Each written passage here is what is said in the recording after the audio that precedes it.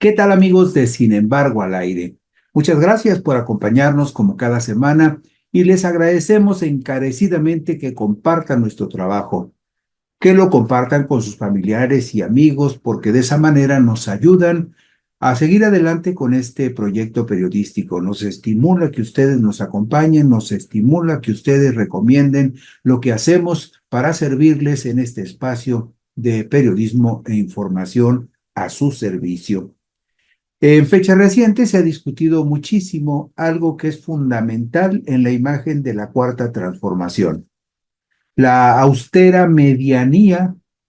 la austeridad republicana que debe de caracterizar a aquellos que son parte del proyecto o que dicen que son parte del proyecto.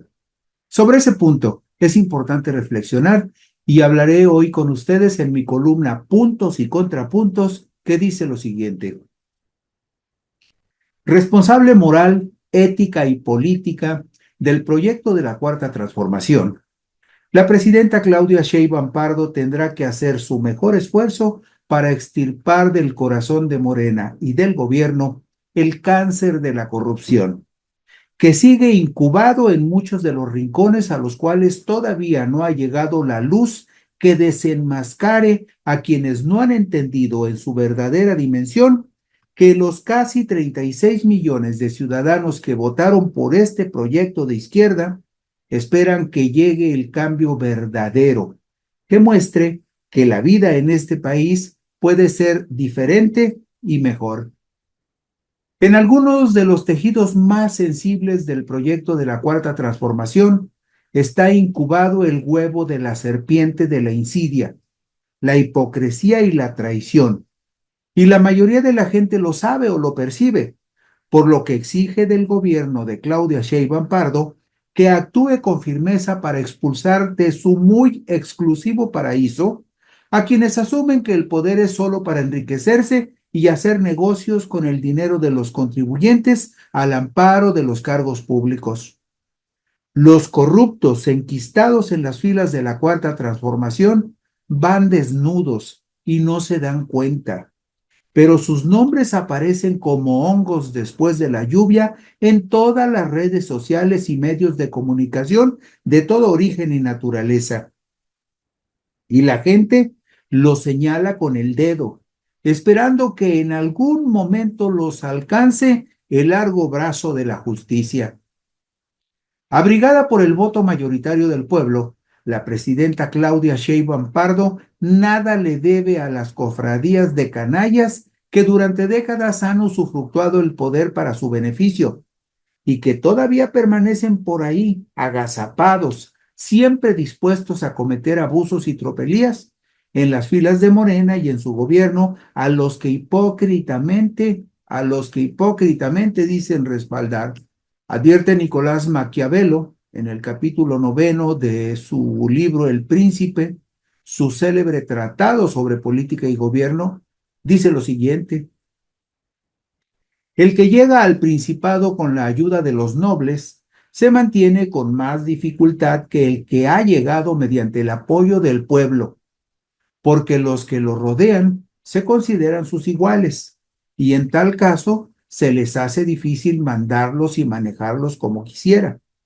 mientras que el que llega por el favor popular es única autoridad y no tiene en derredor a nadie o casi nadie que no esté dispuesto a obedecer. Didáctico, el filósofo florentino explica también: el gobernante no puede honradamente satisfacer a los grandes sin lesionar a los demás, pero en cambio puede satisfacer al pueblo, porque la finalidad del pueblo es más honesta que la de los grandes. Queriendo estos oprimir, el pueblo solamente quiere no ser oprimido. Excepcional por su rectitud, honradez, austeridad, coherencia y patriotismo, muchos lo nombran, lo citan, pero muy pocos lo imitan. Fingen hipócritamente que asumen su ideario, pero muy pocas personas les creen. Don Benito Pablo Juárez García, nacido en San Pablo Guelatao, Oaxaca, el 21 de marzo de 1806 y fallecido en la Ciudad de México el 18 de julio de 1872, advertía que había malas costumbres que solo servían para satisfacer la vanidad y la ostentación de los gobernantes, como la de tener guardias de fuerza armada en sus casas y la de llevar en público atuendos ostentosos. El presidente Juárez, quien preservó y consolidó la República frente a la intervención francesa de 1862 a 1867, abolió esas prácticas porque decía que la respetabilidad del gobernante le viene de la ley y de su recto proceder, y no de trajes ni de aparatos militares propios solo para los reyes del teatro. Don Benito estableció el perfil del servidor público al que debían ceñirse estrictamente los hombres honrados y cabales. No se puede gobernar, advertía Juárez García, a base de impulsos de una voluntad caprichosa, sino con sujeción a las leyes. No se pueden improvisar fortunas ni entregarse al ocio y a la disipación, sino consagrarse asiduamente al trabajo, disponiéndose a vivir en la honrada medianía que proporciona la retribución que la ley señala. Se exhiben y los exhiben en redes sociales con sus caros atuendos y sus marcas ostentosas, en su mundo de oropel y con sus ropajes lujosos, buscando afanosamente el reconocimiento y la respetabilidad que jamás les concederán las personas honradas. Duros de corazón y cerrados de entendimiento, la mayoría de los políticos que ostentan su riqueza ignoran la cruel realidad en la que sobreviven todos los días millones de mexicanos pobres y desvalidos, para quienes no hay futuro venturoso, más allá de la angustia de las siguientes horas en las que les consume la cotidiana angustia de no saber con qué le darán de comer al día siguiente a su familia. En el extravío de sus conductas y de sus conciencias, una enorme cofradía de políticos se pavonean en los pasillos de los congresos, donde presumen su falsa investidura de representantes populares, pues han olvidado lecciones luminosas como las que proclamó en Los Sentimientos de la Nación el insurgente José María Morelos y Pavón el martes 14 de septiembre de 1813 en la ciudad de Chilpancingo, hoy estado de Guerrero. Decía el punto 12 de esos Sentimientos de la Nación, que como la buena ley es superior a todo hombre, las que dicte nuestro Congreso deben ser tales que obliguen a constancia y patriotismo, moderen la opulencia y la indigencia, y de tal suerte se aumente el jornal del pobre, que mejore sus costumbres, alejando la ignorancia, la rapiña y el hurto. Y además, agregaba Morelos lo siguiente: que las leyes generales comprendan a todos, sin excepción de cuerpos privilegiados, que para dictar una ley se haga junta de sabios en el número posible para que procedan con más acierto. En la bruma del tiempo se han perdido algunos enunciados del espíritu de las leyes, un libro que escribió el filósofo francés Montesquieu sobre los sentimientos que debieran inspirar a los servidores públicos. La virtud en una república, decía el filósofo francés, es la cosa más sencilla.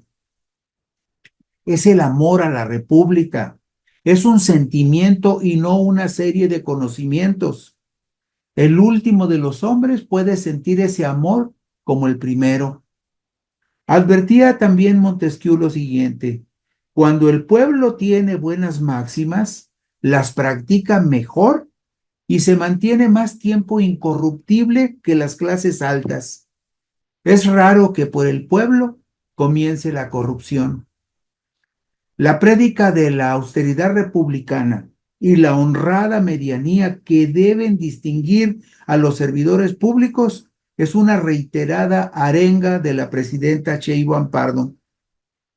Nosotros tenemos la responsabilidad de seguir insistiendo que los viajes lujosos y la vida lujosa no tienen que ver con el movimiento de transformación, independientemente de dónde vengas. Si nuestro origen es empresario, clase media o venimos de un origen más humilde, cuando llegamos a un puesto de representación popular o queremos dedicarnos a la política desde una perspectiva de la transformación profunda de México que estamos viviendo,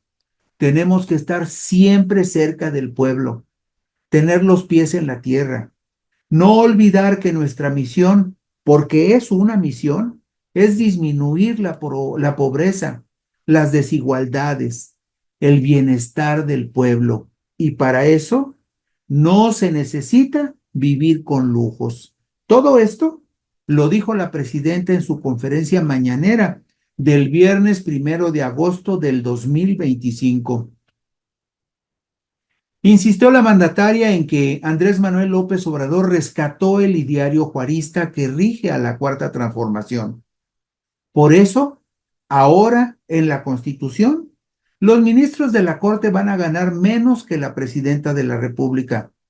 y no van a tener esos lujos y esos privilegios de los que durante tanto tiempo gozaron los gobernantes, que además de la corrupción, pensaban que llegar al poder era rodearse de guaruras, ir a comer a los mejores restaurantes, cambiarse de casa y convertirse en una persona alejada del pueblo. Esas conductas, señaló la presidenta, son contrarias a la austeridad republicana que deben asumir quienes participan en el movimiento de la Cuarta Transformación. La presidenta tendrá que utilizar todos los recursos de inteligencia que su gobierno ha consolidado en la investigación de la delincuencia organizada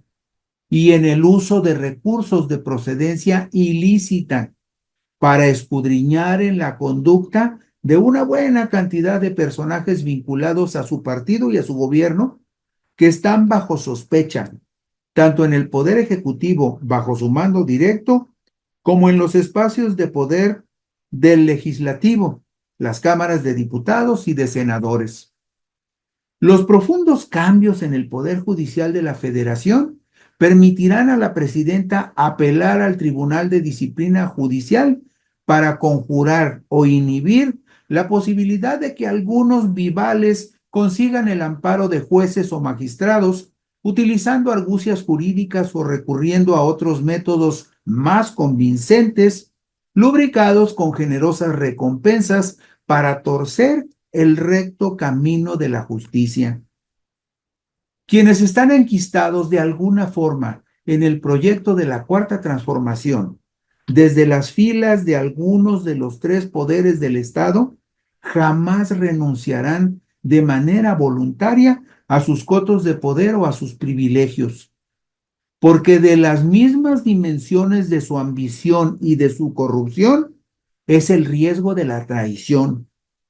Contra ellos, la presidenta tendrá que actuar con mano dura